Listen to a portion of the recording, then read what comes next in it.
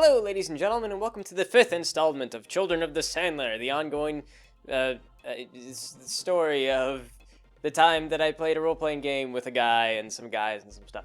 And yes, so where last we left off, we had just introduced Charon to the game.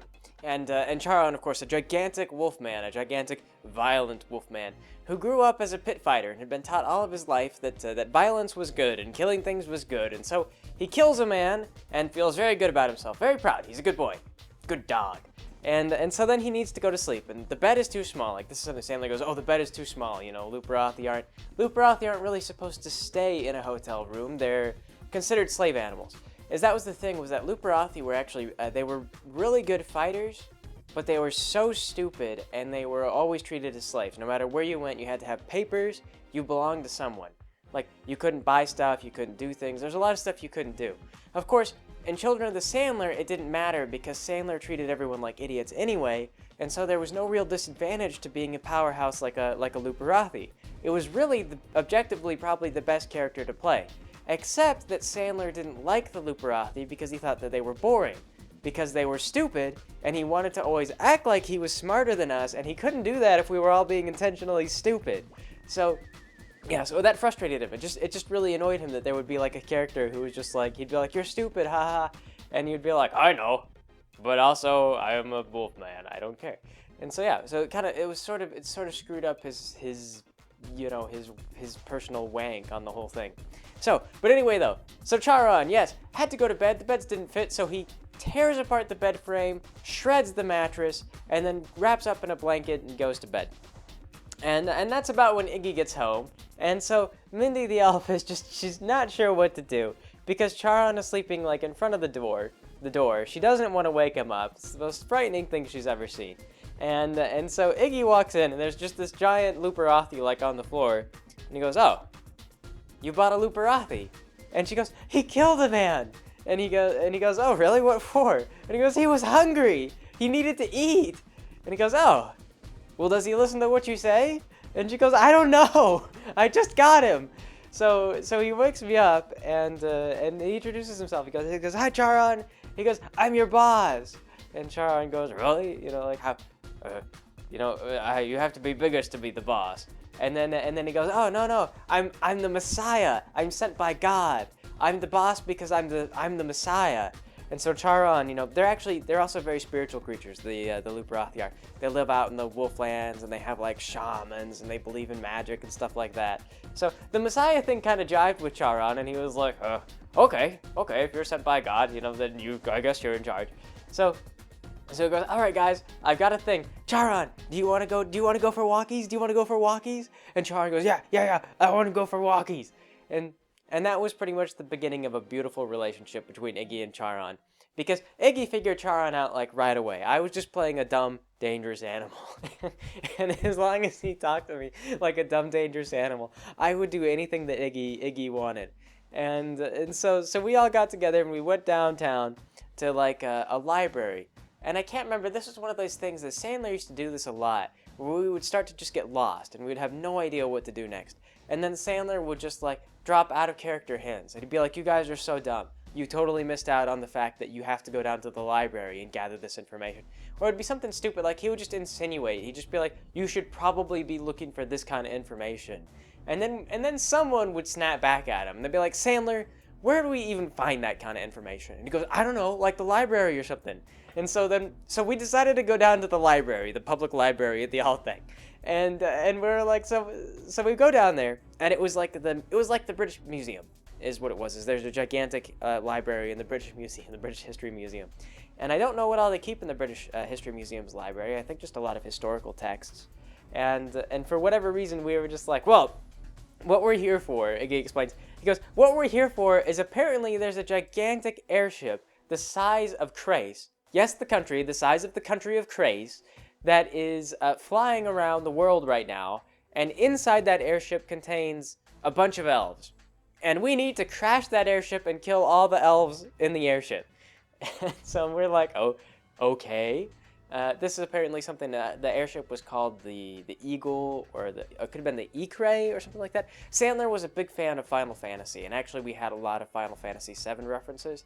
I can't even remember all of them, but I know at one point, like, I think there was a point where we were even tentatively trying to stop Sephiroth from taking over the world. And it was something that got dropped because it was just too stupid and we just could not be brought to care. And it was one of those things, like, I missed a lot of the references at the time because I hadn't played Final Fantasy VII then. I didn't play that game until I was like 17 or 18 or something like that. And I remember at that time I was a little too old for the game. Because I remember playing with my friend was like, it's one of the best games that I've ever played. So it was great, got me into RPGs. And so I sat down and I played it and I was just like, it's very cartoony. It's a really cartoony game. And like, I got in through Final Fantasy VI and Chrono Trigger. And so I just remember I was just like looking at my friend and I was like, this is ridiculous. These characters are behaving in a ridiculous manner. Like, you know, I remember and plus too, it reminded me of Children of the Sandler so much. It was just one of those things I was like, oh god, so many flashbacks to a bad role-playing game. It was hard to disassociate the two, and so it was like one of those things. It was like it wasn't positive nostalgia. It was just like one of those things like, oh, I remember when this was in Children of the Sandler. Oh my god, I hated that so much. It was so tedious and frustrating.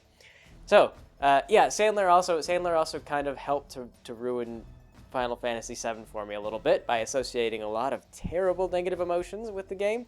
But anyway, though, so, yes, we went down to the library.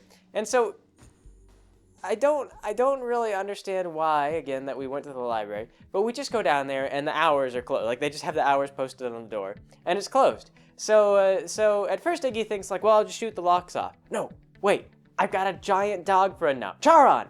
And he goes, yeah, Charon, Charon, smash the doors down. And so Charon smashes the doors down. We're very excited about that. Of course, the alarms go off, and so Sandler's like, the alarms are going off. You guys are gonna have to move quickly. And then and Iggy goes, no, we won't. And so the guards show up. Like, Iggy just waits out on the doorstep for the guards to show up. He guns them all down with a single bullet, like everyone that shows up. And he goes, there we go, guards executed. Now we can explore the place in peace.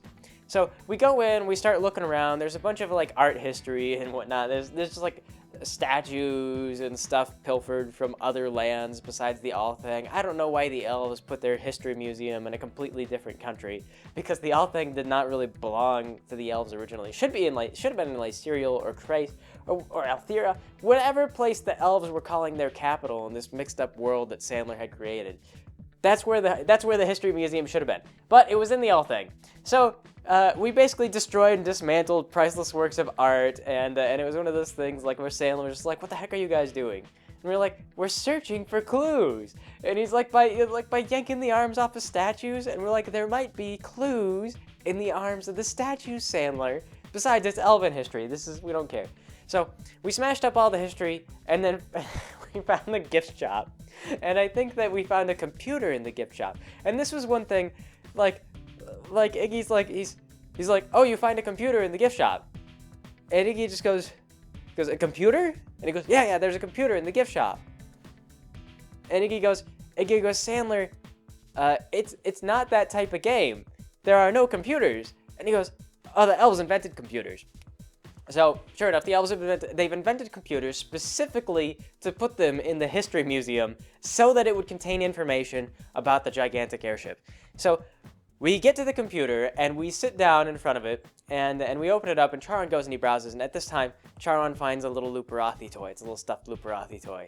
And it's just the most adorable thing, and just in Charon's opinion, and so he takes it, he names it Chari, and this is his new friend. This is the only other, aside from dismembered heads, this is the only thing that I have in my inventory is Chari and a bag of dismembered heads. And anyway though, so yes, the dismembered head things didn't really come up very often either. It was one of those things, like, it was always established that I was dragging the bag around with me everywhere I went, and that when it got too full, I had to dump some of them out back at wherever we were staying. And I lost track of them a lot.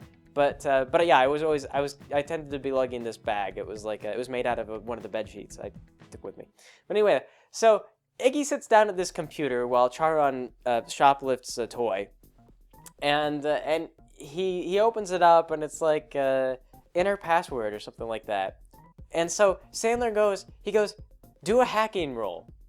and Iggy goes, I have never seen a computer in my life, Sandler. This is a brand new invention. Why would Iggy know how to hack a computer? Like, I'm shocked that he even knew how to turn it on. How does this work? And Sandler goes, oh, you know, you've heard of computers. You could try to hack it. Just give me a hacking roll. And so he just rolls like intelligence. He's like, I'm not applying. He goes, apply your arcane engineering. And he goes, I'm not applying arcane engineering. This is not an arcane device. This is a computer. You need to know computer engineering, not arcane engineering. He goes, well, it's an arcane device. We got into this so much where Sandler believed that anything, like, arcane engineering could do anything. You could take skills in other kinds of engineering. There was like ship engineering, and there was like naval engineering and stuff like that. There were other things listed in the book, other types of engineering if you wanted to be another type of engineer. But Sandler had decided that arcane engineers could do everything because they were magic engineers, and so it was just one of those things. It was like, of course you're an arcane engineer, and he's like, but I don't. Okay, fine, whatever. So anyway, so he rolls to hack into this computer, and all he manages to find is that there's like a central mainframe deeper in the library. So we go in deeper in the library when we find the big computer, and he sits down, and of course it demands another password, and we can't get in, and Iggy rolls his dice, and he goes, it doesn't work, and so I can't remember. It was Sandler gave us another condescending thing. He goes, well, what did you guys think was gonna happen? Like, you guys are so stupid, and so. Sandler just goes, he goes, well, this was a stupid waste of time, dead end. Sorry, guys, I tried to advance the plot today, but looks like this was a stupid idea. Sorry, Sandler, sorry, everyone. Charon, smash the computer! And so Charon smashes the computer. I pick up a chair and just hurl it through the computer. And then we got another tongue lashing from Sandler again. He goes, oh, well, that was stupid. Now you can't get any information that you need. And Iggy goes, I don't need information. He goes, what I need is to kill the Althang. So out we go, and we head on down to the police station. He goes, this is my next target. He goes, this is the next thing I want to do. And so he just walks into the police department, and there's just like police officers kind of sitting around. And he's got the hat, I should say, by the way. One of the reasons why he's evading detection is because I mentioned that he got a top hat that allows him to transform into other people. He changes his appearance on a regular basis with the hat, so he's just traveling around, and no one can actually get a clear idea of what he looks like, because he shows up and he just looks like a different person every time he goes somewhere. But he always announces who he is. So he walks right into the police station, and he goes, gentlemen, hello, I am Iggy, I'm the Messiah, I'm here to kill every one of you. And then he kills them all. He just kills everyone he kills the entire police department, and then he goes upstairs to the police chief's place, just shoots everyone to death, as you do when you're the Messiah. And then he goes up to the walls, and he carves runes in the walls. He carves his name, but he sets up the runes such that if you say his name out loud in the room will explode. And then he chuckles to himself, and he goes, good job, everyone. I believe that we accomplished an awful lot today. So we all go home, we go back to our hotel, and we go to bed.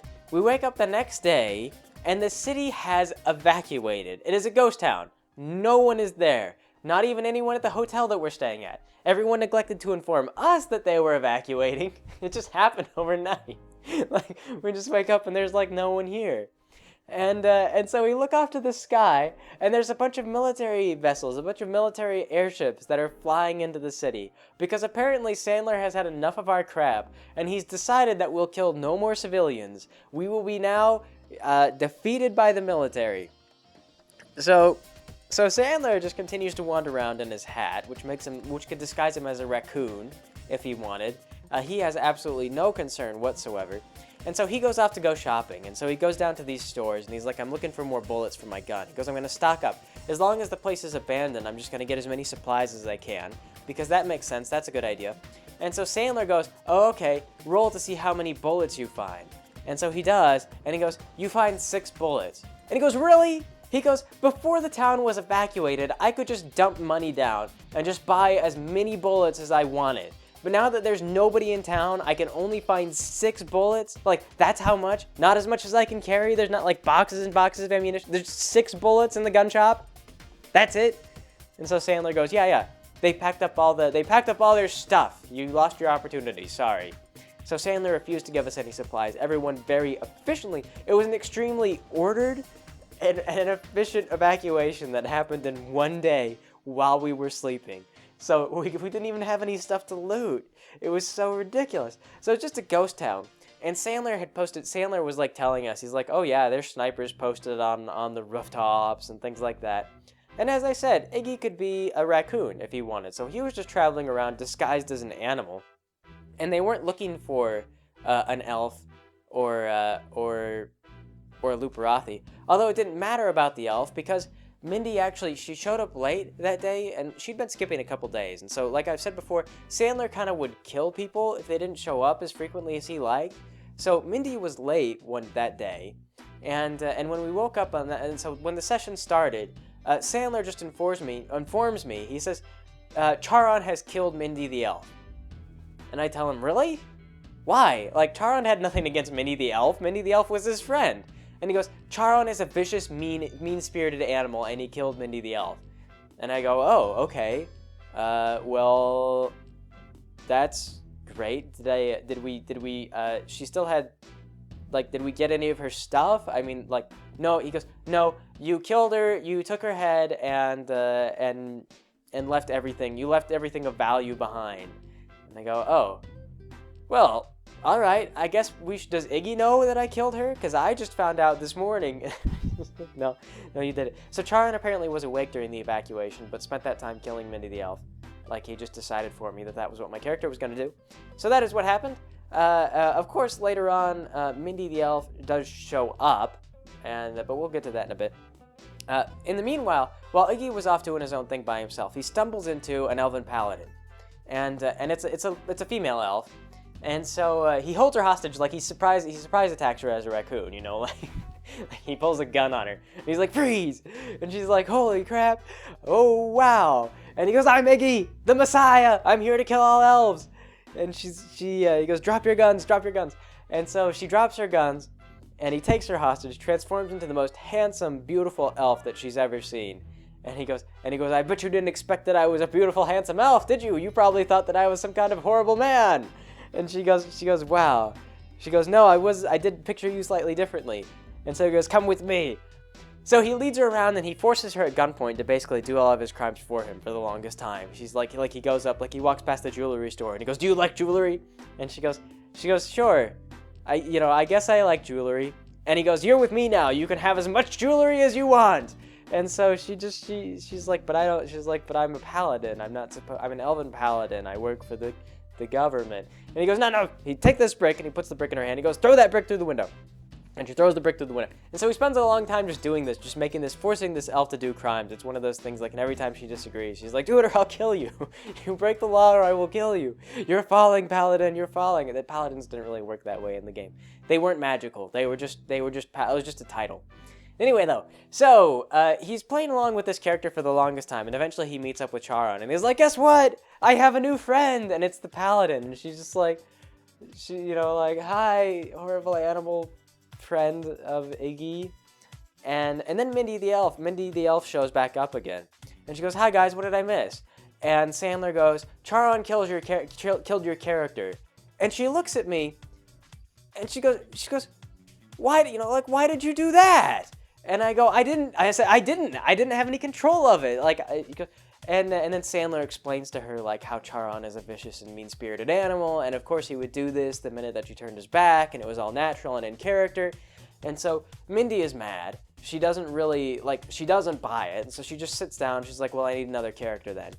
And so Sandler goes, oh, well, you can play this elf girl that Iggy has abducted. And so Iggy was really disappointed about that because he was having a grand time just tormenting this elven paladin. And so he just hands her this character sheet for the elven paladin. She just erases the name and she writes Mindy the elf at the top again. It's one of those things that's just like, screw you, Sandler. So she's actually looking at the character and she goes, this elf has more experience than Mindy the elf did. And Sandler goes, well, she's an experienced paladin. And so Mindy just goes, okay, whatever, she's my character now.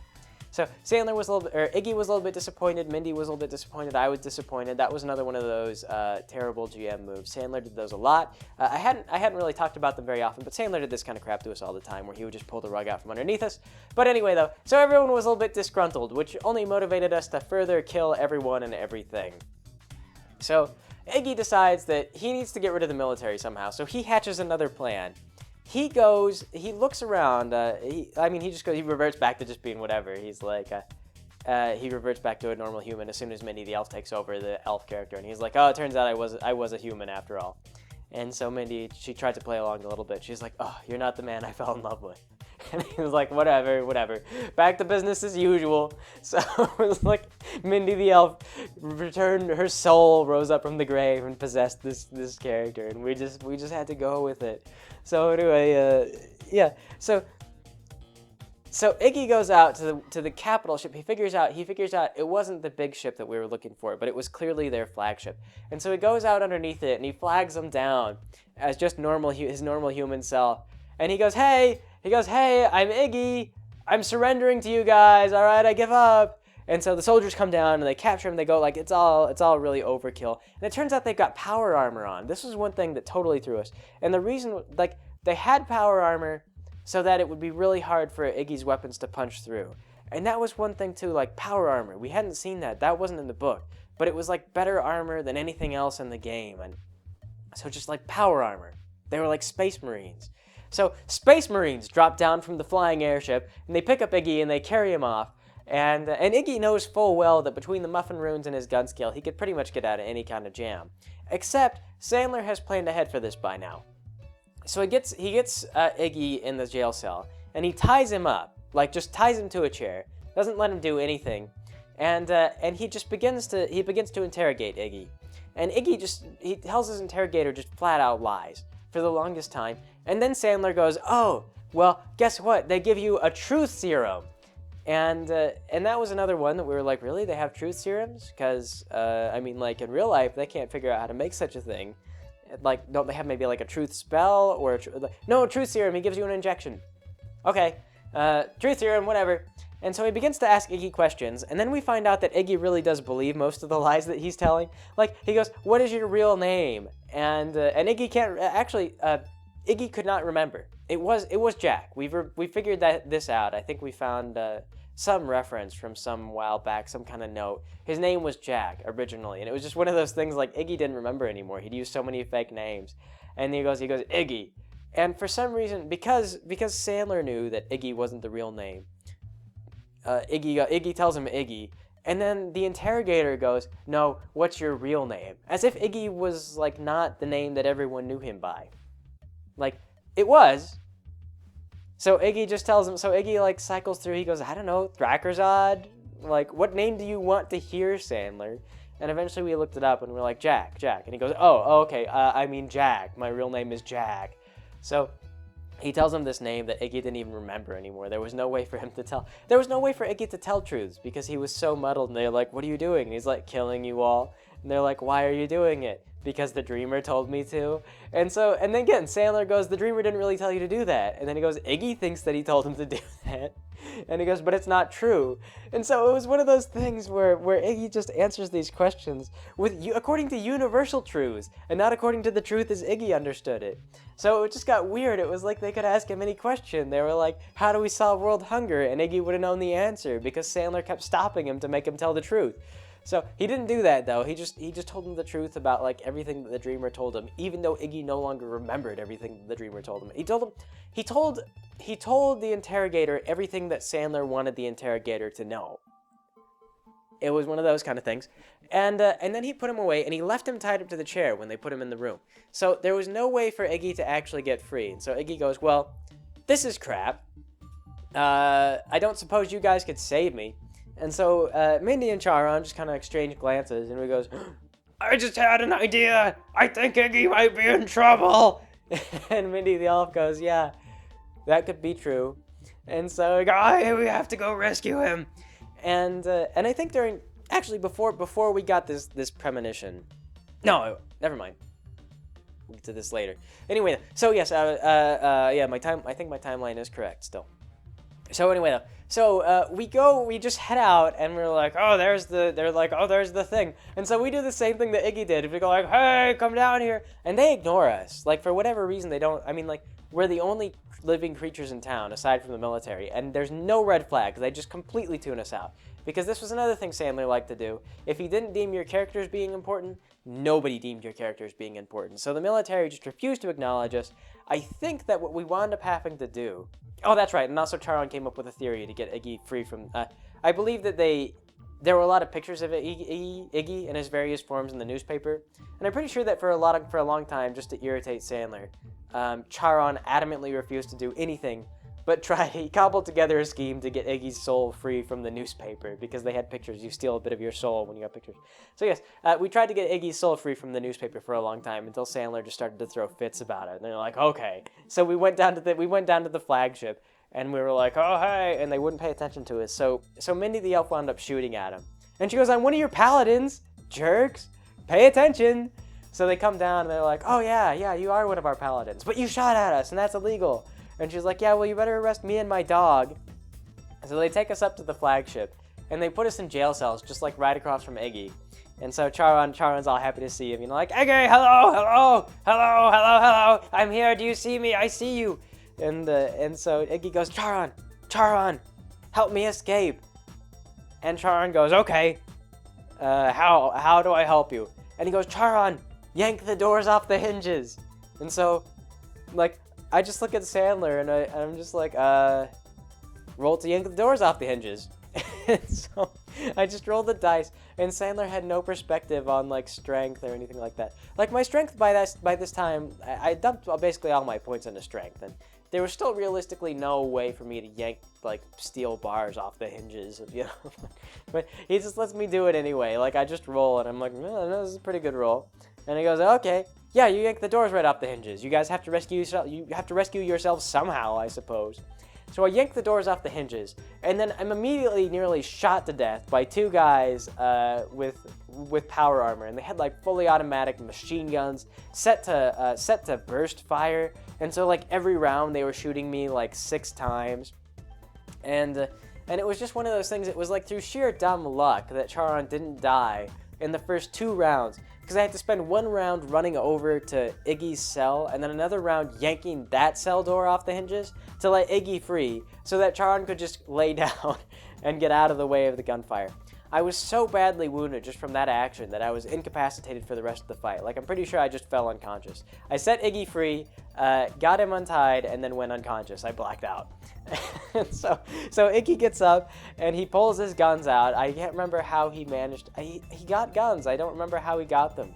It was one of those things. It was like Sandler just didn't take his guns away. He left him tied up. He was like, oh, he's tied up. There's no way he can get a hold of his guns. So he just pulls out his guns. And, and I should say this, they did take away his hat. They didn't take away his guns, but they took away his hat, because Sandler realized that the hat was a problem.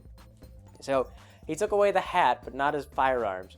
So Iggy just gets out and shoots everyone on the boat to death. So we're looking around, and the boat is now dead. There's still a bunch of other ships, but the ship is derelict, and we don't know what to do, because it's like a giant warship. We can't man the thing. And Iggy says, well, maybe we can hijack it.